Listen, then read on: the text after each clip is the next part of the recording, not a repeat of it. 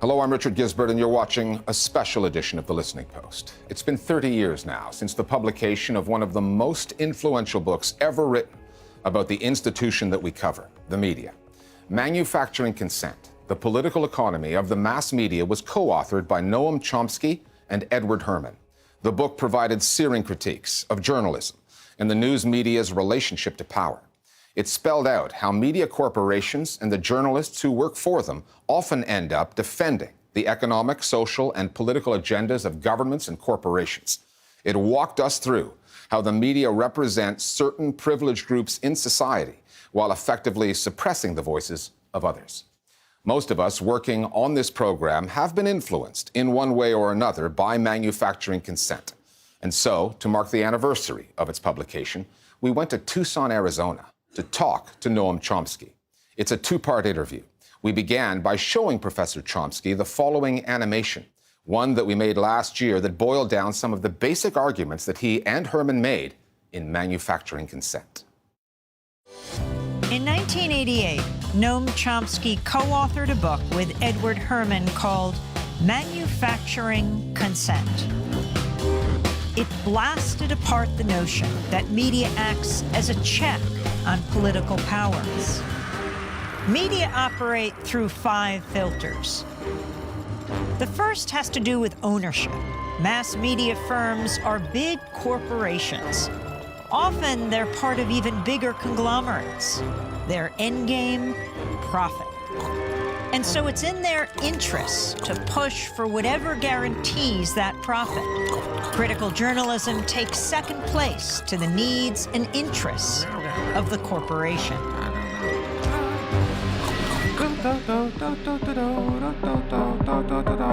The second filter exposes the real role of advertising.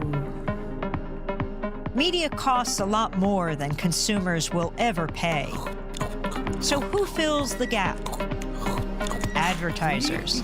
And what are the advertisers paying for? Audiences. And so it isn't so much that the media are selling you a product, their output. They're also selling advertisers a product, you.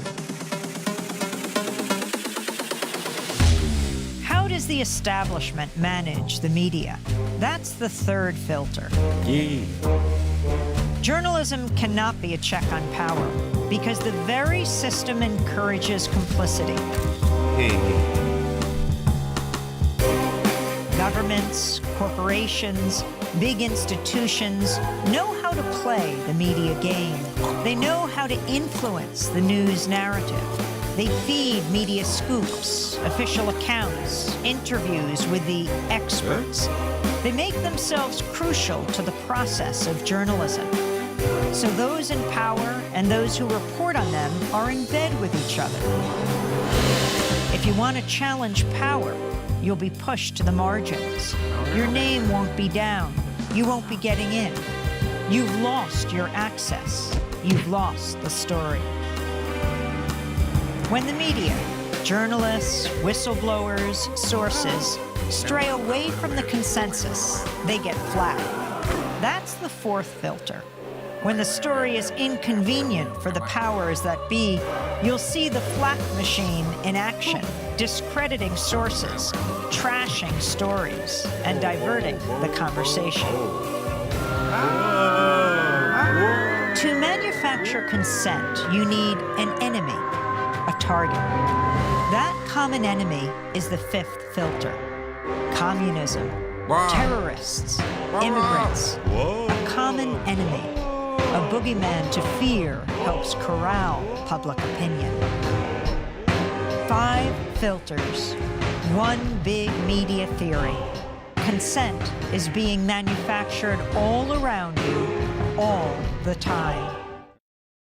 So, Professor Chomsky, does that video capture the ideas that you wanted in that book? I think it's brilliantly done, I think. Its success will be measured by whether it encourages people to ask, what does it mean when you have concentrated private power producing a product, namely audiences, for a market which consists of concentrated private power with tight links to state power. What do you expect the media output to look like with that framework, of a structural framework behind it? If it encourages people to ask that question, I think it'll be very successful. The title, Manufacturing Consent, it does get to the crux of how you see the role of the media in Western democracies. We get the feeling that you were out to destroy a few myths. Well, interestingly, the phrase manufacturing consent was not ours. We borrowed it from the leading public intellectual of the 20th century, Walter Lippmann.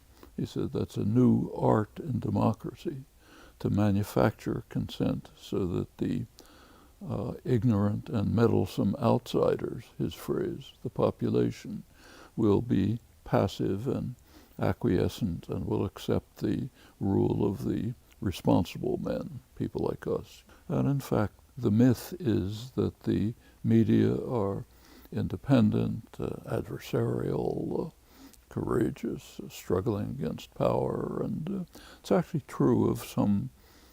They're very fine, often very fine reporters, correspondents. In fact, the media does an honest, courageous job, but within a framework that determines what to discuss, what not to discuss. And what we try to demonstrate in the book is that if you simply look at the institutional structure of the media within a state capitalist society like ours, they're performing pretty much the way you'd expect.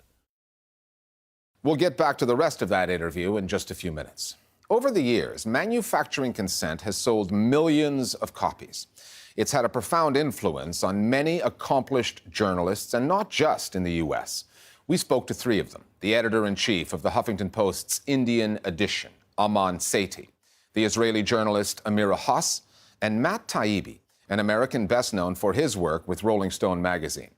We asked them about the book, what they took from it, and the importance of critical analysis of the global news media today.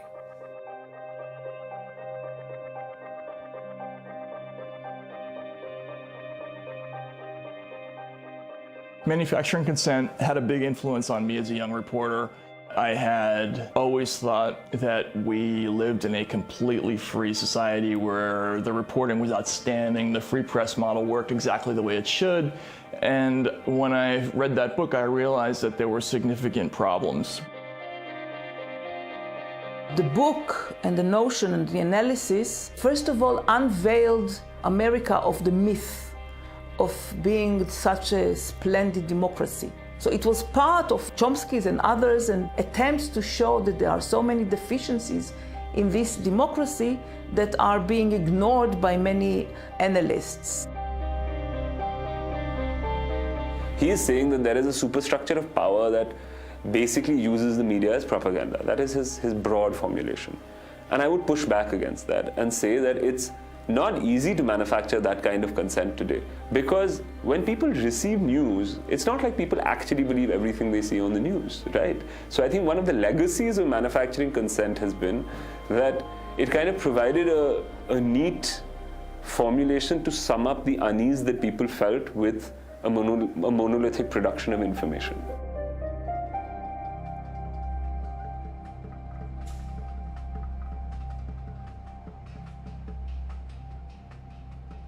This is a very humanist and optimistic statement that believes that people with information can bring to a change. And this is how I started, really, when I started working in Gaza in the early 90s, aware that the Israeli public knows nothing about the occupation and what it means. I was waiting for my information to reach others and to change the awareness. And I realized quite soon that this was not the case.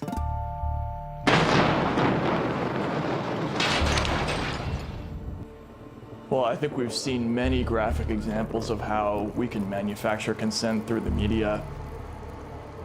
I think the ultimate example has to be the invasion of Iraq in 2003. If you had told Americans after 9/11 that we were going to invade a country that had no connection to the 9/11 hijackers, and that we were going to do it under the pretense of combating international terrorism, most people would have thought you were crazy.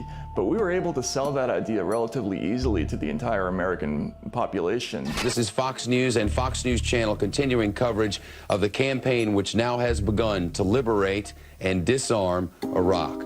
But all they really needed was a few key voices among the highest opinion makers in the country and on TV. The read we get on the people of Iraq is there's no question but what they want to get rid of Saddam Hussein, and they will welcome as liberators the United States when we come to do that. And we were able to sell that war pretty easily.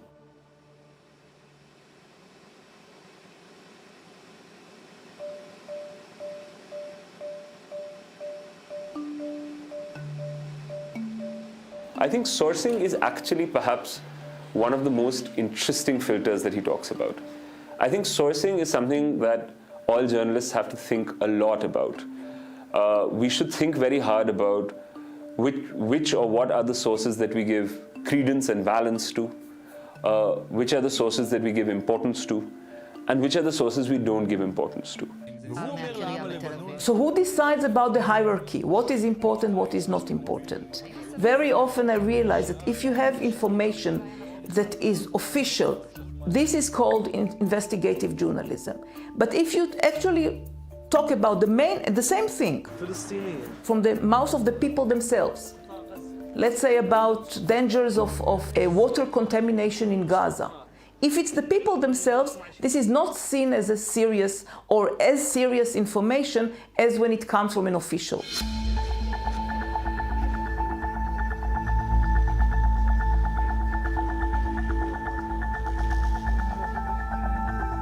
I come from a family of journalists. My father was a reporter dating back to the 60s. When he started in the business, reporters tended to come from more humble origins. A lot of people didn't go to college. They entered the business as paper kids or as printers when they were 16 or so. But in the 70s, after All the President's Men, Woodward, Bernstein, get in here. Journalism became sexy. It became a thing for upper class Ivy League kids to do. And by the time I was in the business, and I'm partly representative of this problem because I came from that class myself. We all live in cities. We represent a certain point of view. We hang out with politicians and their aides. We are part of the ruling class, and our failure to recognize that, it's not necessarily through any fault of our own, but we're very separate and distinct from the ordinary person. Chomsky's model produces a sense of inevitability, which is wrong. Even if I say that I have the freedom to write about whatever I want to write about, Chomsky will say, yeah, that's because there's already a filter in front of you and you don't even know what you can't write about. How can you know that I'm self-censoring? How can you know that you're journalists self-censoring. I'm sure you believe everything you're saying. But what I'm saying is if you believe something different, you wouldn't be sitting where you're sitting. It's easy to say that people believe what they believe because their consent has been manufactured. But what if people know exactly what's going on and still believe what they believe, right? Then that's terrifying, right? And I think that's what even maybe Chomsky can't bring himself to look at. The fact that if people say, I don't care about the facts, I still believe that this should happen, then what do you say about the whole formulation of manufacturing consent? The book and the concept are relevant because they offer to every journalist a kind of a lighthouse. It invokes people's skepticism, and this is always important. Though, as I said before, I think that the problems are that today we have so much access to information in other ways that we are in a collision with the fact that people are not interested in what does not serve immediately their interest. And this is a very sad realization. So I think the legacy of Chomsky's book in that sense is that it provides us with a manual of commonly made mistakes. And so I think it's something that then makes us think about what we're doing and makes us more mindful of our journalism. When you wrote this book in 1988, roughly 50 corporations controlled every single mass media outlet in the United States. Now there are just 6, Time Warner, Viacom, News Corp, Disney among them. What effect has that had, do you think, on democracy in America? All of that cheapens and reduces the access to information and understanding. Now, there is a way to compensate for that.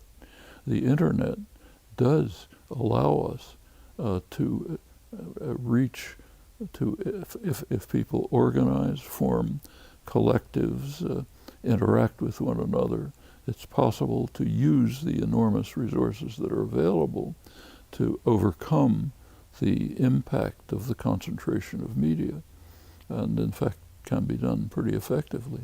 Earlier this year, American television viewers were treated to the spectacle on the Sinclair Broadcasting System, which is not that well known a company, but which owns hundreds of local affiliates in the United States. The sharing of biased and false news has become all too common on social media. They put out an editorial, an editorial where the same words were read by hundreds of different news anchors in small cities from Kansas to the Florida Panhandle. What did you make of all those news anchors in all those markets mouthing those same words and reading those same scripts? And remember, compelled to do so. They didn't have a choice. You wanted to stay and keep your job, you read what Big Brother told you to read. This is a mode of propaganda that we associate with totalitarian states. The fact that it's done by a private tyranny, which is what a corporation is, doesn't change the character of it. And it's kind of interesting that in actual totalitarian states, say the old Soviet Union, studies showed that people tended to distrust the media because it was so obvious that it was coming from the state authorities. I always found it interesting that after the wall came down, all these Western journalists were sent in by various Western foundations to train journalists from Eastern Europe, Warsaw Pact countries. But what I knew of those places was that their news consumers were far more discerning about what information they were taking in. And I thought rather than sending Western journalists to quote unquote train Russian or Polish journalists, we should send news consumers from those countries to come west to train us. What do you think of that idea? Well, the studies of the old Soviet Union, which were intensive, showed that a large part of the population recognized that what they're getting is controlled, authoritarian-centered propaganda. The Western system propaganda is nowhere near that crude. It looks independent. There is a certain amount of variety. When Sinclair sends out a demand that everyone read the same editorial, that's unusual. It's not the kind of thing that's done in the Western system. In the Eastern system, it was done, and that does lead to a healthy skepticism. That's exactly what you noticed. We don't have to go back far to the halcyon days of social media. The Arab Spring 2011, so much optimism in the air and a belief that the rise of these alternative voices on these platforms would have a democratizing effect on governance. Turns out that was misguided. What happened? Well, first of all, there is a positive aspect to the social media. Almost all activist movements rely on them to bring people together and so on. So what happened in the first months of the Arab Spring was very exciting. You may recall that at one point the dictator Mubarak closed the internet to try to prevent the social media from functioning. What happened is that activism increased, because instead of sending messages out electronically, people actually talk to each other. Now that's the essential way to organize and create a kind of culture of what I call collective self-defense. You couldn't have foreseen the emergence of the tech giants who are such a big part of the global news media today. and their rise has made them unwieldy purveyors of power. They've grown rich at the expense of many media outlets. Has anyone come up with useful ways of how and what to do with them? How to deal with them and what to do with them? Well, not really. Remember that these are not the sources of news. Like Facebook doesn't have bureaus around the world. What these have created is an array of social media, which are double-edged. Sometimes they're used for constructive purposes, but they have also become major forces for undermining democracy. We see that everywhere. Right now in Brazil, for example, a scandal's erupting correctly about the fact that millions of dollars were spent to produce defamatory information on the social media against the PT, the Workers' Party, to support the literally neo-fascist candidate who won the campaign. It's only one example. These things are now happening over and over, and it's a very dangerous phenomenon. You've written a great deal about Latin America, and a few years back, leaders such as Chavez in Venezuela, Morales in Bolivia, the Kirchners in Argentina, Correa in Ecuador, they were all pushing for some form of media reform to spread ownership out, to limit the power of conglomerates in Latin America. Their critics then accused them of basically trying to usurp the powers from the political right and drag them off to the left. Did the critics of those leaders who were trying to reform media in Latin America actually have a point? In fact, the problem in all of the countries you mentioned is they didn't do anywhere near enough to try to set up alternative, independent, publicly controlled media that would counter the high concentration of ultra-right media in Latin America, which has been a scandal for years. Manufacturing Consent is considered a seminal work. It's not an easy read for people. It's a difficult area to explore and dissect, on television in particular, because of its limitations and the limited attention spans of some of the people who are watching this program. In conveying some of these ideas, have you ever thought of taking some of those media training courses that those corporate executives take that train them to speak in sound bites? No. Probably not, huh? Yeah. I remember once that there was a program called Nightline on television. ABC. And they got a lot of criticism because I was never on it. And the director said, I'm not the kind of person they could have on because I don't understand concision. Namely, saying two sentences between ads. And that's a terrific form of propaganda. So, for example, if you're asked, is Iran a terrorist state? You can say, yes, they do this and that and the other thing. If you're asked, is the United States a terrorist state, which is, of course, way beyond Iran, you can't say it in 2 minutes, because first you have to break down the prejudices and assumptions and dogmas about the United States being a force for freedom and democracy. You can't do that between two ads. So the very idea of concision is a fine technique for imposing the propaganda of the power of those who are powerful. They can say anything they want against enemies in 2 minutes, but they can't be exposed in 2 minutes. Final question for you. When you get up in the morning, where do you go to get your news? First thing I look at is the New York Times. Still? It's still, with all of its flaws, and they're real, it still has the broadest and most comprehensive coverage of, I think, any newspaper in the world. And then where do you go from there? Then many other places. Washington Post, the business press, foreign press, Al Jazeera, Democracy Now!, many other sources. Noam Chomsky, thank you so much for joining us, The Listening Post. Thank you. One of the last points that Chomsky made about starting his news day with the New York Times, we included that because we found his response telling. Noam Chomsky is among the Times' sharpest critics, But he doesn't simply dismiss the newspaper. He doesn't, as so many people suspicious of the mainstream media have, cut the cord and live in a world void of conventional news outlets. He goes there, but he considers the source. He does the diligence, shops around, gets other views, sometimes from outside the American news bubble.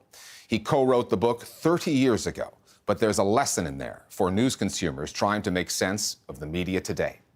You've been watching a special edition of our program. We'll see you next time here at The Listening Post.